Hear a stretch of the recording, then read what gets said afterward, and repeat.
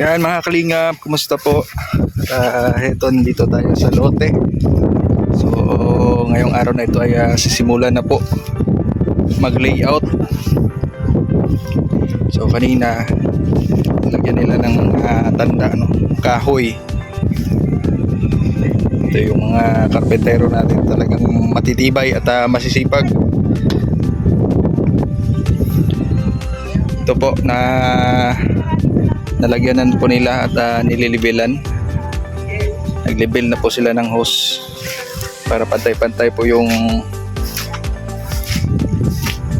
pagtansi, para hindi sila mahirapan.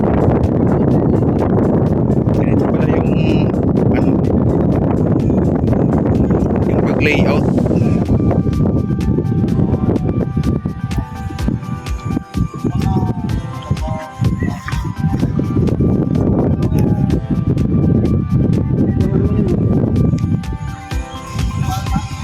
Yan yung pinaka-flooring. O kasi magano pa ay, no? Hindi natin alam kung magtaas pa yung yung daan. Ito kasi yung main road dyan, punta dun sa dalawang bahay dun sa gitna.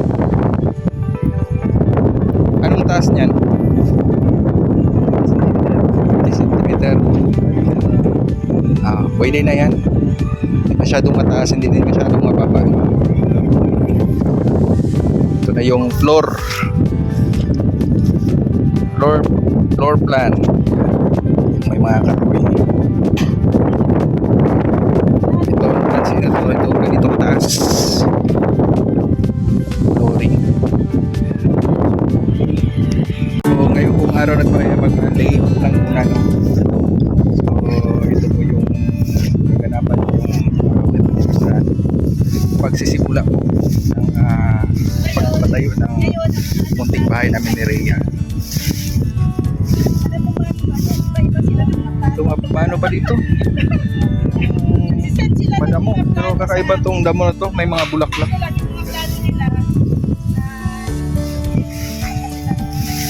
So ganito pala mag-layout.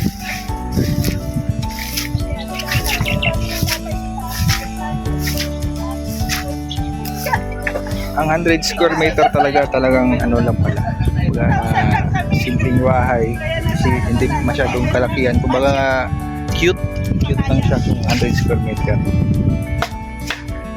Routine nyo na, plano nyo na patagan ng bahay ay talagang cute lang talaga. Buti naman at tumila na yung isang linggo na pagbuhos po ng ulan dito sa Camarines Norte.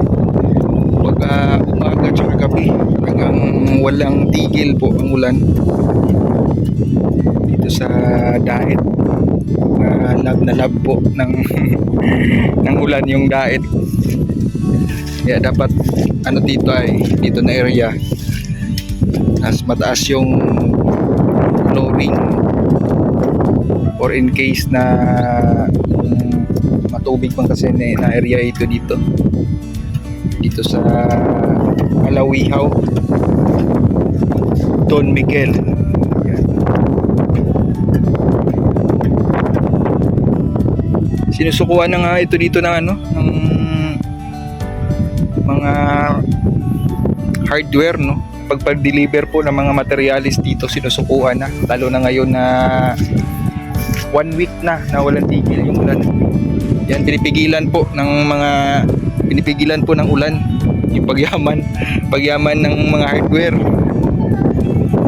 Kasi talagang dito mahirap yung daan, lalo dito sa area na to. Hindi pa kasi masyadong fully developed itong area na ito dito. Pero kahit mahirap, ayan, excited po kami. Tuloy po. Kahit na hakutin na lang namin yung mga materialis, kahit dyan lang sa bungad, di ba ba? Ang importante ay nandyan na yung materialis para masimulan ka agad. Yung skeletal house namin ni Rhea.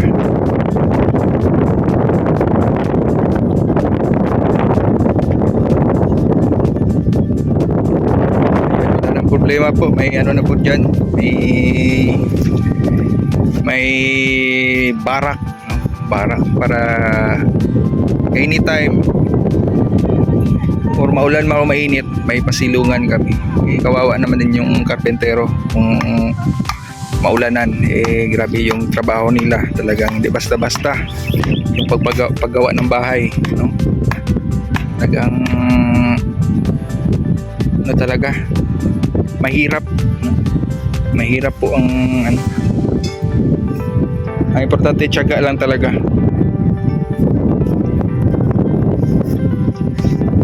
Yan po yung mga nahakot namin ng mga materialis kahapon.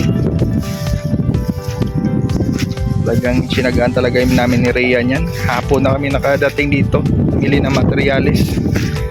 Kasi yun nga, yung pag-pick up ang mahirap. Kaya nagano pa kami. Nanghiram pa kami ng chariot kay ano. Siyempre kasama natin si Cap Romdy. Ayan, no. Natayo na po yung barracks. Ayan, salamat sa mga karpentero na talagang pinaunlakan kami. Pagsabi na ngayon, yan, kahit maulan, umpisahan na kaagad yung trabaho nila.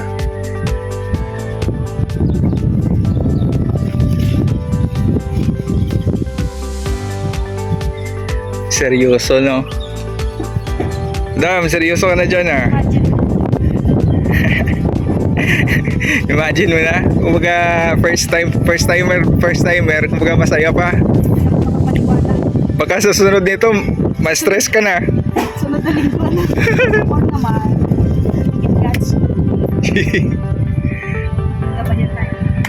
Ayan, no? Ating mararanasan din ng mga naranasan natin sa mga kapitbahay natin, yung mga kasama natin. Ayan, no? Matataas na yung mga bahay nila. Malapit na matapos. Kami po ay first day, no? First day high. Oh! First day high. So, kailangan pa namin yung mga dito, coco, coco lumber. Yan, nandiyan na sa Sa labasan. So mamaya. Kasi pinasok at hindi talaga. Oh, hindi kasi nila i-deliver kung papasok pa dito, kaya minabuti na lang namin doon sa para ma-deliver lang yung mga materials para maumpisa na yung layout.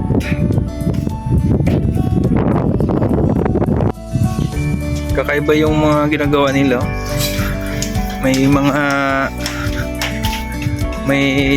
ano tawag dito? Yan, sinusukat-sukat nila. Ano bang purpose niyan? Kakaiba yan, patingin. Oh? Hulog, kakaiba, may triangle. Hulog yan. Ano purpose niyan? Kumbaga tuwid talaga, no? Ganyan pala yan. Ano tawag niya? Eskwela? Hulog. Hulog. Hulog pa yan. Yan pa yung hulog pala. Yan. Parang nakikita ko na yan sa cartoon na karakter, si Kurapika. Santer x Santer. Yan, no? Ganyan pala yan. Talagang straight na yan, ha? Straight na yan talaga, ha?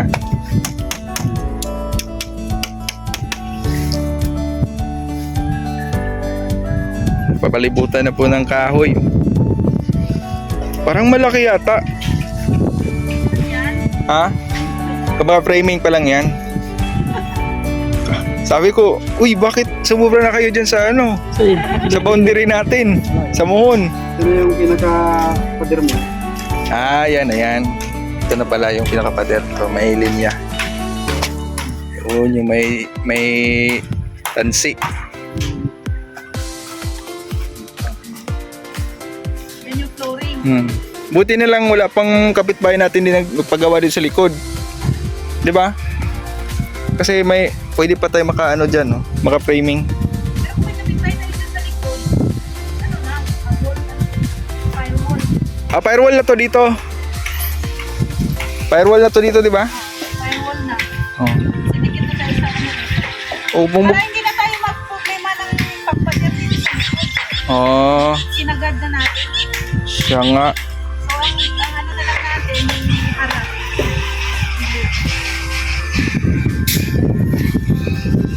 Sabi ko nga kanina, ba't ang laki?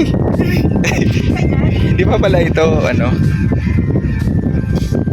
Ito lang pala yung kakabitan ng mga tansi. Guys, Mga guide nila.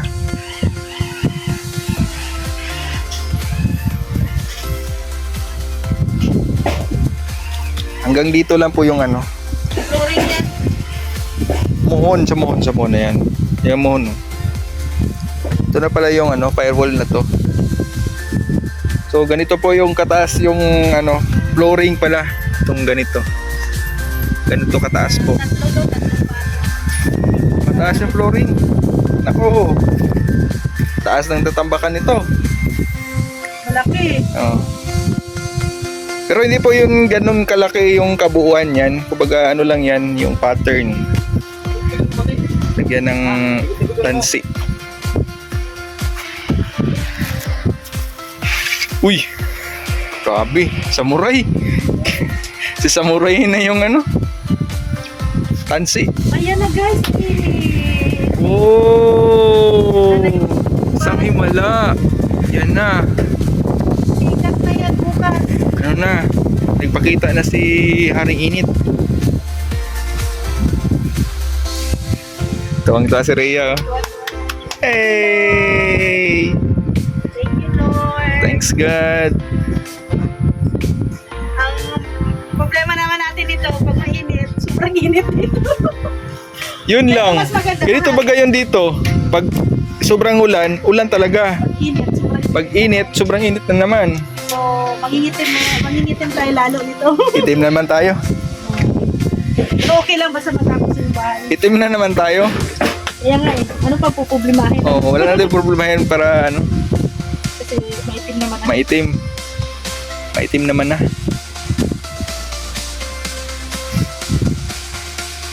Pinapo ni Foreman.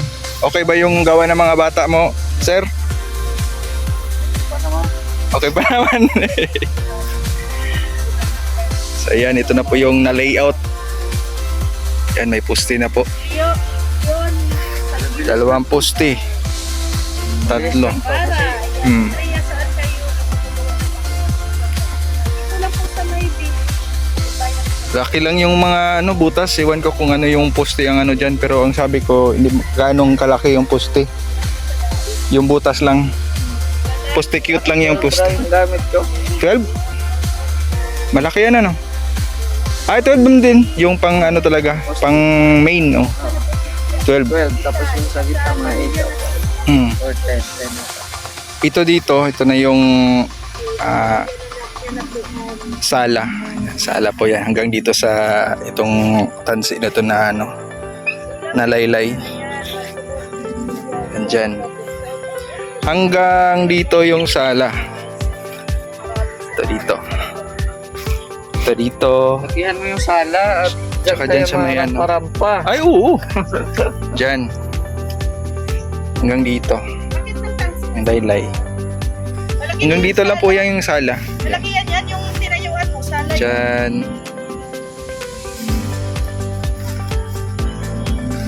Ito, dito naman yung ano. Kadugtong sa sala. Kwarto po ito. Yung kwarto. Dyan. Dito. Hanggang dito. Dito po. Stansi na to naka-cross. No. Hanggang dito. Ito na po yung asintada yan. Dito na po. Hindi po yan dyan. Framing na po yan. Dito. Yan. Hanggang dito po yan. So, ganyan po.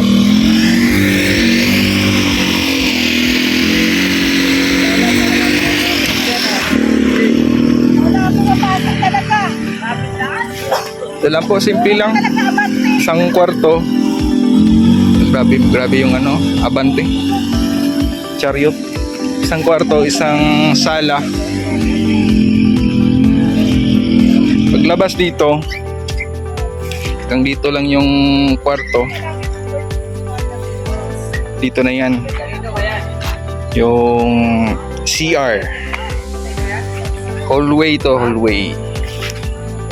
Hallway, yan, hallway na yan dito. Hanggang dito lang yung ano, yung hanggang dito lang. Firewall na yan siya dyan. Kasi ibang lote na yan dyan. Exit na din dito. Dito na din. Ganun lang. Ganyan lang kasimple yung layout, pina-layout namin.